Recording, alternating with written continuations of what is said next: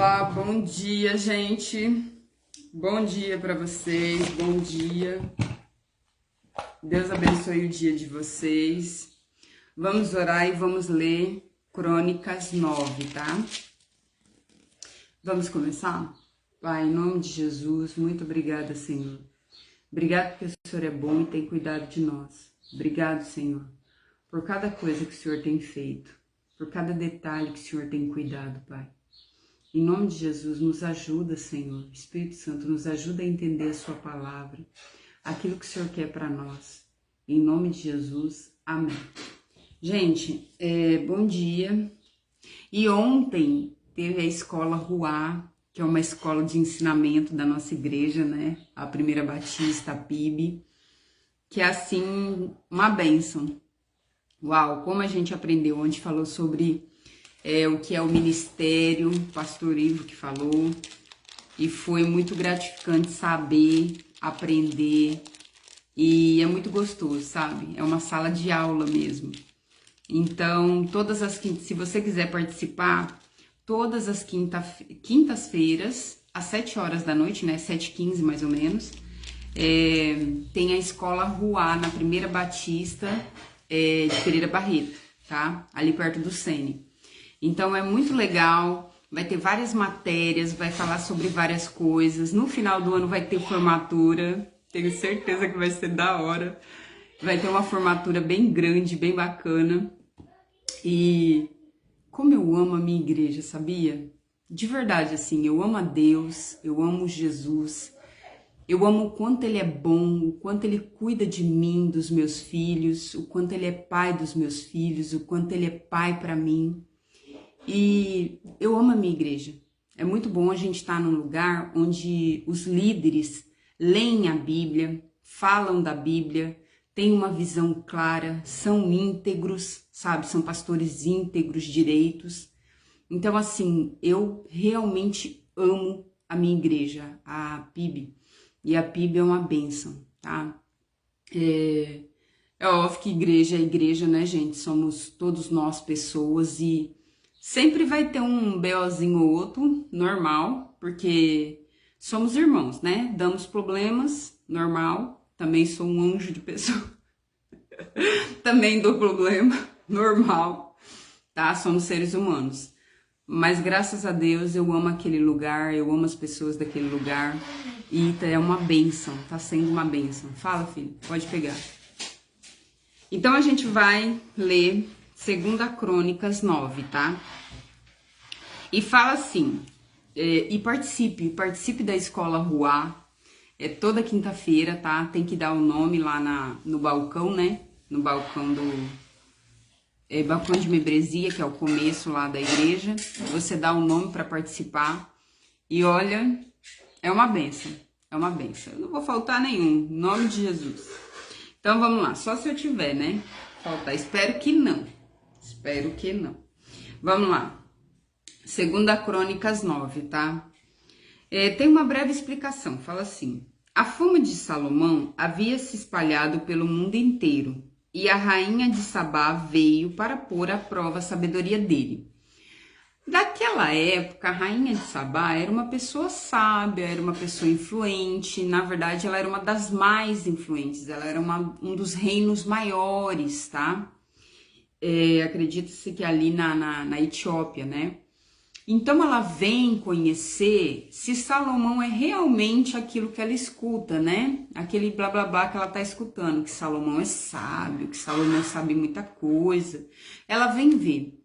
Um dos ensinos espirituais, que é o primeiro, na verdade, acho que assim bate muito em mim, que é vá ver.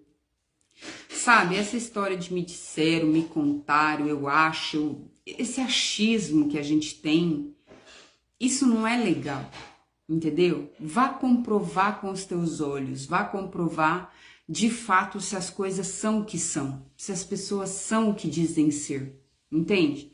Porque esse negócio de eu acho, me disseram, fofoca, né? Isso não leva a gente a nada, tá? Então, eu acredito nas pessoas até o ponto de que elas me mostrem que de fato eu não posso acreditar nelas, tá? Eu acredito né? Eu sou uma pessoa ligeira, desconfiada? Né? Sempre um pezinho atrás, eu sou. Mas quando eu acredito em alguém, eu acredito até o ponto de que ela me prove de fato que eu não devo confiar, entendeu? Então eu sempre vou comprovar, e aquilo que eu comprovo com os meus olhos, que eu vejo, que eu estou vendo, não tem como negar. Aí, de fato, eu tomo as minhas decisões, e eu acho que é isso que a gente tem que fazer. Comprovar as coisas de fato, não pensar, eu acho que fulano... A gente tem uma coisa chamada... Como é que isso chama? Gente do céu, o nome estava aqui. A gente tem uma sugestão na cabeça, né? Não é um achismo. Até o final do texto eu vou lembrar. Que a gente deduz, é uma dedução. E isso é ruim, isso tem um nome na Bíblia. Que a gente fica pensando que sabe, mas a gente não sabe, tá? A gente fica pensando. E a gente tem o costume de pensar no que o outro está pensando de mim. Ai, o que será que fulano tá pensando de mim? Ai, o que será que fulano achou dessa situação? Ai, Cara, pelo amor de Deus. Já é difícil literalmente levar a vida. Imagina ficar pensando o que o outro pensou. Até porque a gente não é adivinho, cartomante, para ficar pensando nada de ninguém. Deus nem gosta da cartomancia. Então, o que o outro pensou ou deixou de pensar, se ele expressar com a voz dele, beleza. Você tem a chance de dizer sim ou não. Mas se ele não expressar com a voz dele, não interessa o que o outro pensou ou deixou de pensar. Viva a tua vida, seja íntegro, seja reto, faça as coisas de maneira correta. E os outros são os outros, a plantação dos outros é a plantação dos outros, né? Então vamos lá, ó. A rainha de Sabá foi comprovar por ela mesma, né? Ouviu falar da fama de Salomão e foi até Jerusalém a fim de pô-lo à prova com perguntas difíceis. Então ela já vai preparada no teste ali, né? Vou fazer um teste com esse cara. Boa, muito boa. Eu faria a mesma coisa. Ela chegou com um grande grupo de servidores e também camelos carregados de especiarias. Uma grande quantidade de ouro e de pedras preciosas. Se você vai visitar um rei, você não vai de mão abanando. Se você vai num culto, você não vai de mão abanando. Ou seja, você vai entregar o seu sacrifício, entregar o seu culto, tá? Isso pode ser financeiro? Pode ser financeiro, mas isso também pode ser no coração, tá bom? Você vai entregar seu culto a Deus. Não vá de mão vazia, esperando receber. Quando se encontrou com Salomão, ela lhe fez todas as perguntas que pôde imaginar. Ele respondeu todas, não houve nenhuma que fosse difícil demais para ele responder. A rainha de Sabá, A rainha de Sabá ouviu a sabedoria de Salomão e viu o palácio que ele havia construído. Então ela ouviu ele, viu tudo que ele tinha, lembrando que ela comprovou o que ele tinha porque disseram que ele era poderoso, disseram que ele sabia tudo, né? Ela não foi atrás de um Zé Ninguém, ela foi atrás de alguém poderosamente poderoso. Mas o que mais impressionou ela não é só o que Salomão tinha financeiramente, mas era a sabedoria, o conhecimento que ele tinha. E esse conhecimento que Deus nos dá sempre é para mostrar Deus para as pessoas. Sempre é para aproximar essas pessoas de Deus, tá?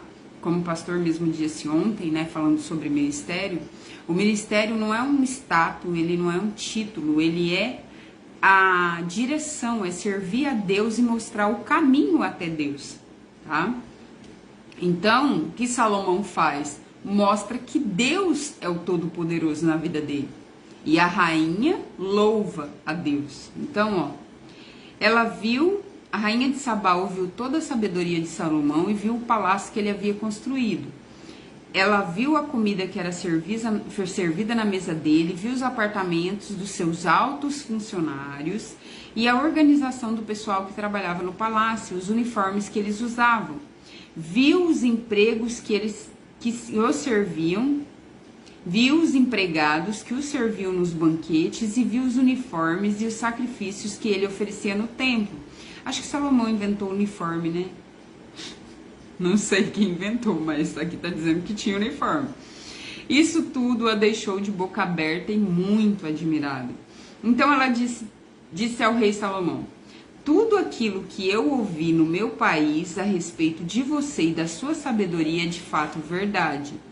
Porém, eu não pude acreditar até que vim e vi com os meus próprios olhos. Acontece que não tinham me contado nem a metade da sua sabedoria. Cadê?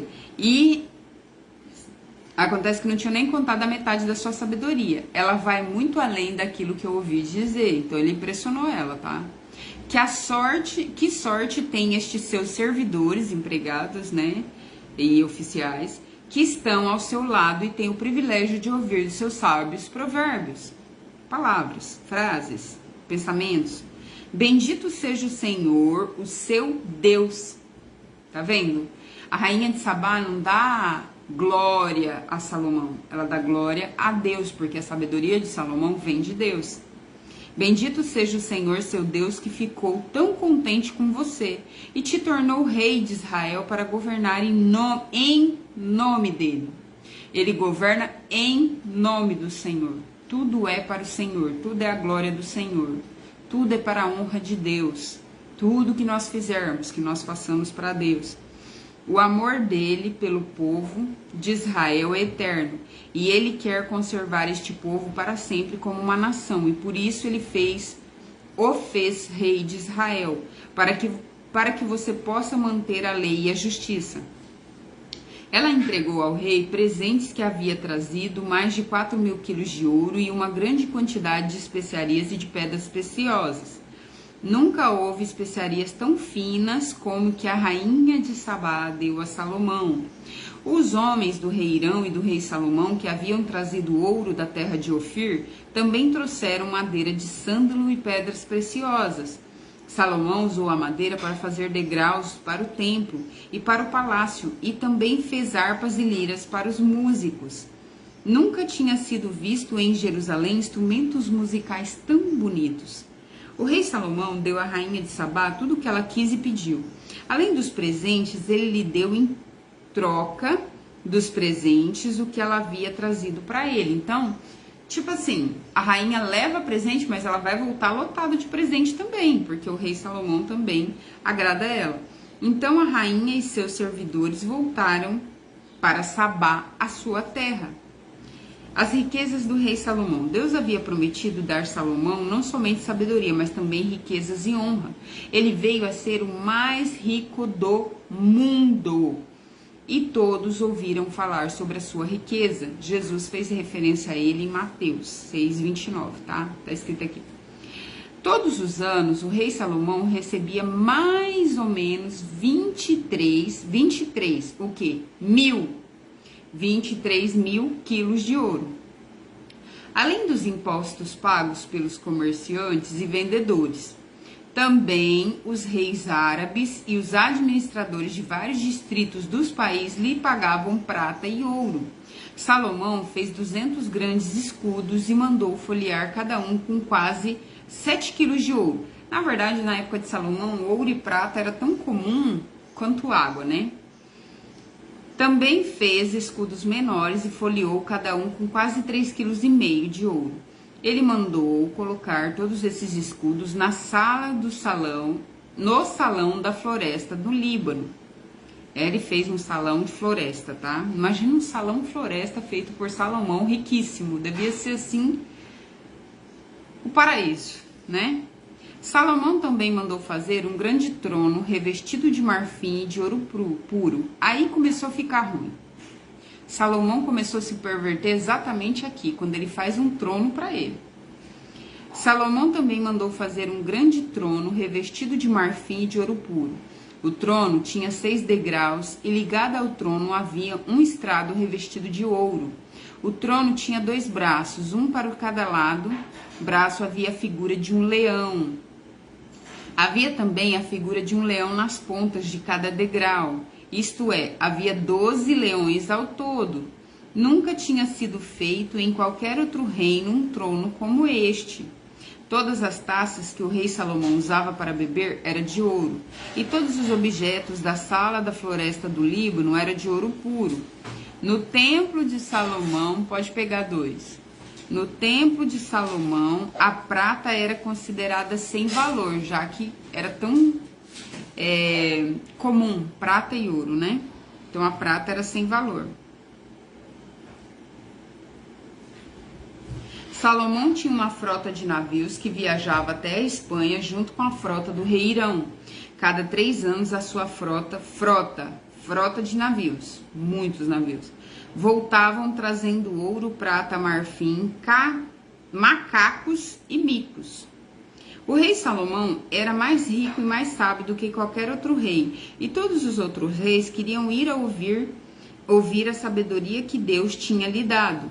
Todos os que chegavam traziam um presente a ele, objetos de prata, de ouro, roupas, armas, especiarias, cavalos e mulas. Era assim anos após ano. Salomão tinha 4.000 cocheiras, né? Cocheiras, coxo de comida, de cavalo, para os seus carros de guerra e para os seus cavalos, e também possuía 12.000 cavalos de cavalaria. 12.000, gente, tipo, meu Deus. Ele deixou em Jerusalém uma parte deles e espalhou o resto por várias cidades que haviam sido preparadas para isso.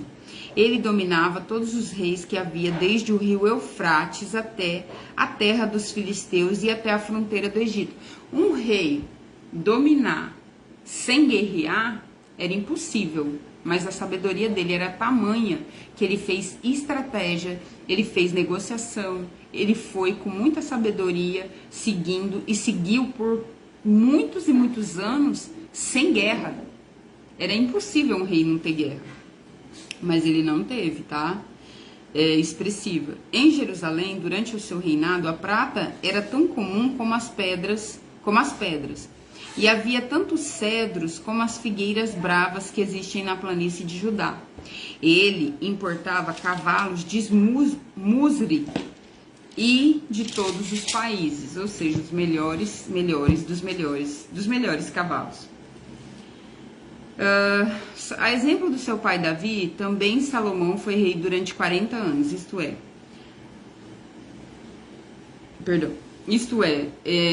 970 a 931 a.C., tá? Lembrando que antes de Cristo é contado decrescente, né? Vai abaixando. Então, 970 a 971 antes de Cristo. Aí depois que o tempo vai subindo, tá? 1 depois de Cristo, 2 depois de Cristo, e vem para nossa idade agora. Todas as outras coisas que Salomão fez do princípio do seu reinado até o fim estão escritas nos livros das histórias do profeta Natã, a profecia de Aias de Siló e a visão do profeta Ido. Esses últimos livros falam também do rei Jeroboão, filho de Nebate, que logo a gente já vai falar dele. Salomão governou 40 anos em Jerusalém como rei de toda a terra de Israel. Ele morreu e foi sepultado na cidade de Davi. E o seu filho Roboão ficou no lugar dele como rei, mas Roboão não vai ser um bom rei, então vai ser destituído. Acontece que, na verdade, vai ser destituído assim, vai ficar só com um pedaço, que é o reino sul, Judá, né, e Benjamim, e para outras 10 tribos, que é de Israel, vai para Jeroboão. O que acontece aqui? Salomão se corrompeu por causa da grana. Se corrompeu. Quando ele fez esse trono, ele se corrompeu por causa do dinheiro. Precisamos cuidar para não pôr o dinheiro na frente de Deus, porque o dinheiro, ele vira, sim, idolatria, tá? Tanto que ele é um ídolo que Deus não compara nenhum ídolo com ele, mas Deus fala Mamon ou eu. Ele chama o ídolo, que é o dinheiro, de Mamon. Na verdade, quem é o rival, que seria, né, a única coisa que pode competir com Deus de fato como ídolo é o dinheiro.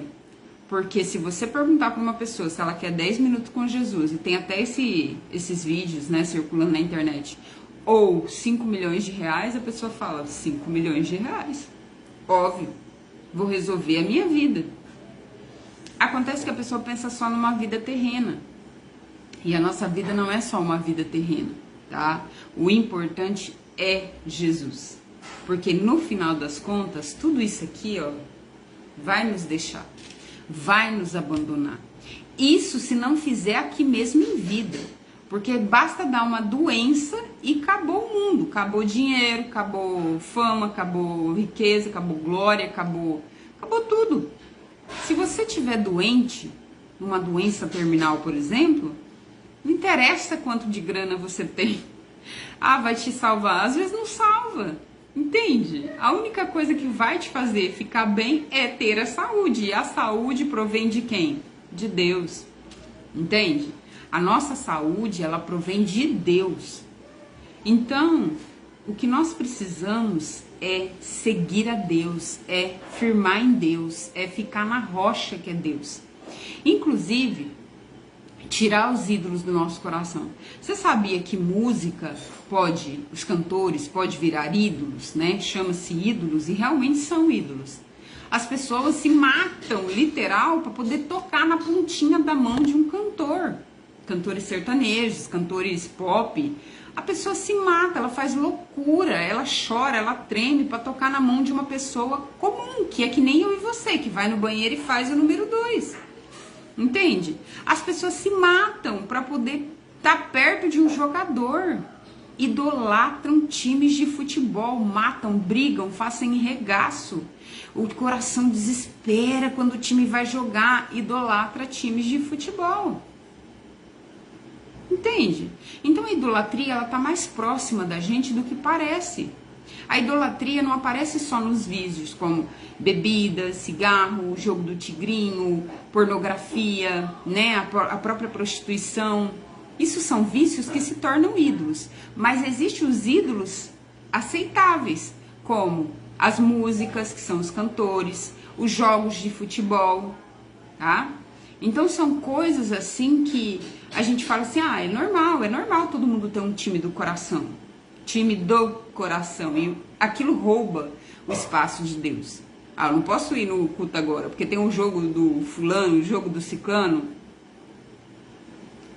Não, deu ir para a igreja? Não, tem show. O show do fulano, o show do ciclano. Entende? Então, tudo que rouba o nosso coração, tudo que está no lugar, no trono do nosso coração, né? O dinheiro, misericórdia. Quem não quer dinheiro? Vamos falar o português claro. Quem não quer? Quem não precisa de dinheiro? Da folha, do papel? Precisamos, nós precisamos viver. Mas aquilo não pode roubar. Nada pode te roubar de Deus. Põe isso na tua mente. Nada, absolutamente nada pode te roubar de Deus. Porque no final, tudo isso é passageiro. Tudo isso vai ficar para lá.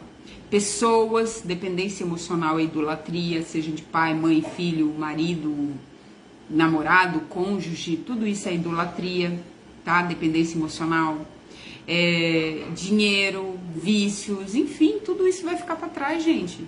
A gente vai virar um espírito e o espírito vai para onde? Entende? Então, que você mantenha o teu coração, cuide do teu coração, guarde o teu coração, porque é dele que procede todas as saídas. Tudo que você puder fazer para guardar o seu coração, tá? A fonte da vida. Tudo que você puder fazer para guardar o seu coração, faça. Proteja. Deus é o primeiro, é o único que tem que estar aqui. Aqui e aqui. Deus tem que estar aqui no teu coração, aqui as palavras dele na tua mente e na tua boca. Não fale coisas a teu respeito que você não quer. Não se humilhe, não se xingue, não se denigra, tá? Jamais. As pessoas podem até falar mal da gente, mas a gente não. Não, eu não.